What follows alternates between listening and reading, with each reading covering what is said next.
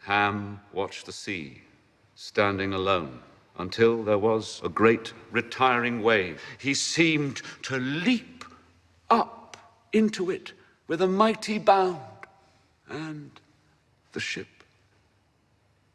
was gone. Now, watching this movie, Ralph, it's very deeply felt, articulate, intelligent. I figured this must be the work of someone who has spent his life reading Dickens. But apparently that's not the case. You could not be more wrong. No, this script kind of ambushed me. I finished this other film, Coriolanus, a Shakespeare adaptation, and I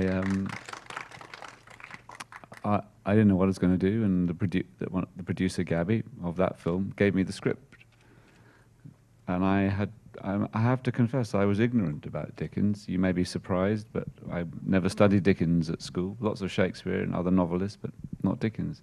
So I was pretty ignorant, but I read this script and then the book on which it's based, and was completely smitten by the story of Nelly Turner first, and then interested and intrigued by the character of Dickens.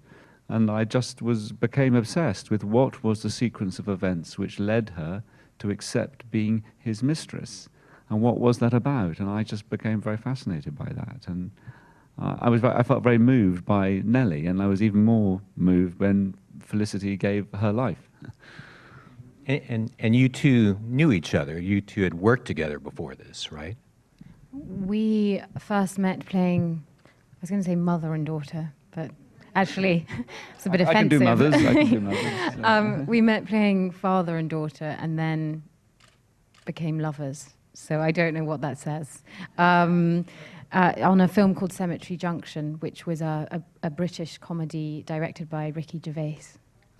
Having worked with Felicity before, was there kind of a spark to the idea that of her playing this role? I felt strongly that whoever would play Nelly had to suggest the age difference by their acting, and that, I wanted the same actress to play the part. She's 18, early 20s when she meets Dickens, and then later on in the scenes where she's the school mistress, she's in her late 30s. And I wanted someone who could, in their way they inhabited their interior life, could suggest that transition, that maturity. Felicity has this amazing quality, I think, which she can suggest all kinds of thoughts and complicated feelings within herself without sort of demonstrating them. There were a number of great moments working with her where she illuminated things in a way that I never imagined. And one of them is at the end. I always felt I wanted this close-up at the end, which would finish the film, where in a way, I suppose I want the audience, you, to reflect on who Nelly is and what she's feeling, what she's been through, what lies ahead of her. And I wanted to sense a whole life in her face. And we did that close-up maybe 2 or 3 times, but every time it was extraordinary. And every time I see the film, I'm always really moved by this amazing sort of currents of emotion and thought that go through your face, and as you watch your son, and this emotion and in the tears in the eyes and joy, and it's a fantastic moment, and that's, for me, great screen acting. Was that a moment that you shot toward the end of the film? It was actually at the very beginning of the film,